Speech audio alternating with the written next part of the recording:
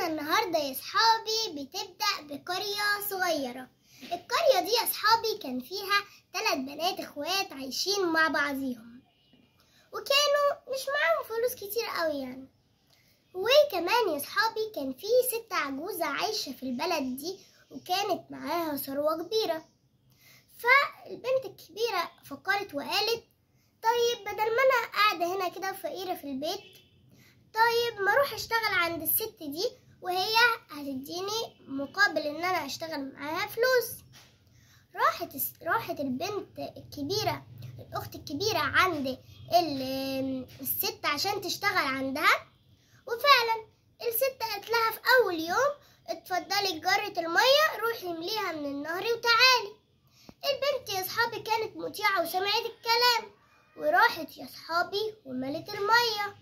واول ما جت قالت لها يا ست تعالي ساعديني ونزلي معايا جرة المية لحسن دي تقيلة قوي. الست قالت لها اصبري شوية انا بعجن العجينة. البنت صبرت شوية. الست قالت لها اصبري شوية انا بخبز العجينة. البنت ما قدرتش تستحمل والجرة وقعت من كتفها واتكسرت، والبنت مشيت زعلانة. تاني يوم جات اختها الاصغر منها وقالت للست انا هشتغل عندك ومقابل ده هتديني كيس فلوس. قالت لها خلاص ماشي. عملت معاه زي ما عملت مع اختها، اديتها جرة المية، والبنت فعلا راحت مالتها من النهر وجات قالت لها يا ست تعالي ساعديني ونزلي معايا جرة المية. قالت لها استني شوية انا بعمل العجينة بتاعة الفطيرة. والبنت قالت لها طيب. وبعد ما خلصت العجينة قالت لها تعالي ساعديني ونزلي معايا الجر. قالت لها اصبري لما انا لسه بخبز الفطيرة. البنت قدرت تستحمل شوية، والست قالت لها اصبري انا لسه باكل الفطيرة. البنت قدرت تستحمل شوية، قالت لها انت شطورة قدرتي تستحملي معايا يوم، اما نشوف اليوم التاني هتعملي ايه. الست العجوزة ادت لها قمحاية، قالت لها خدي اعملي لي رغيف اكل منه لحد ما اشبع. البنت استغربت الست وقالت ايه ده، هي الست دي مجنونة، هعمل لها ازاي بالقمحاية رغيف؟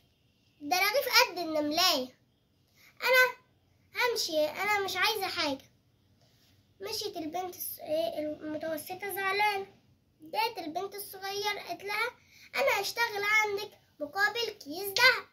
قالت لها خلاص ماشي، وعملت معاها زي ما عملت مع اخواتها. ولما جت وقالت للست نزلي معايا جرة المية لحسن دي تقيلة عليا، قالت لها استني انا لسه بعجن العجينة. وبعدين قالت لها استني شوية انا لسه بخبز العجينة. بعدين قالت لها استني شوية انا لسه باكل العيش. بعدين بعد ما خلصت الست نزلت معاها الجرة وقالت لها كده انت شطورة قدرتي تقعدي معايا لحد يوم كامل، اما نشوف هتعملي ايه في باقي الايام. يلا بينا يا صحابي بسرعة نعرف ايه اللي هيحصل في اليوم التاني لحسن انا مش قادرة. راحت الست العجوزة قالت لها خدي القمحاية دي اعملي لي منها رغيف اكل منه لحد ما اشبع. البنت يا صحابي الحاجة المميزة اللي كانت فيها ان هي كانت ذكية وعندها حكمة، وكانت بتعرف هي بتعمل ايه وبتتصرف ازاي في المواقف اللي زي دي. واخدت القمحاية وقالت الست ما قالتش ان هي عايزة الرغيف دلوقتي، ما حددتليش اليوم او الوقت، قالت لي خدي القمحاية انا عايزة اكل منها رغيف لحد ما اشبع. اخدت البنت القمحاية وراحت زرعتها، وكل يوم كانت بتيجي تسقيها يا سندريلا يا صاحبتي، لحد يا صحابي ما الزرعة كبرت وبقت كبيرة ومليانة قمح. وهنا بقى المفاجأة ان هي راحت لمت كل القمح وطحنته وعملته دقيق وحطت عليه مية وعجنته وخلته عجينة، وكمان حطته في الفرن وخبزته وخلته احلى فطيرة كبيرة. الست اتبسطت خالص واكلت منها لحد ما شبعت. والست قالت لها انتي كنت انت ذكية وشاطرة، وكنت كمان بتحبيني وبتحترميني وما بتقوليش عليا حاجات وحشة، عشان كده انت تستاهلي وصبرتي ونلتي. خدي كيس اهو من الذهب، وكمان هديك عليه كيس تاني عشان انت كنت شاطرة ومجتهدة في العمل اللي بتعمليه وكنت صادقة فيه كمان. نتعلم يا صحابي ان احنا نكون شاطرين ونكون نعرف ازاي نفكر ويبقى عندنا حكمة وذكاء في اي حاجة بنعملها. يلا يا صحابي، مستنياكم تدخلوا على قناة يوميات جوجو يا اشطر الشاطرين، وتنزلوا تدوسوا زر اللايك والاشتراك بسرعة بسرعة. يلا انا مستنياكم، يلا بسرعة ادخلوا على القناة. باي.